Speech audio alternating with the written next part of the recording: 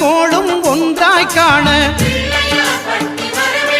அங்கு கற்பகம் என்னும் கடவுளின் மெய்யில் சூரியன் முதலாய் 9 கிரகமும் பலவித குணங்களை கொண்டிருக்கும் எங்கள் கற்பக தருவில் அவை வரும்போது ஒன்றாய் சேர்ந்து பலனளிக்கும்.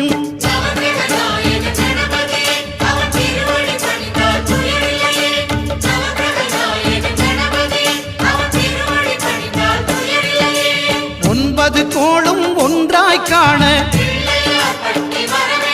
அங்கு கற்பகம் என்னும் கடவுளின் மெய்யில்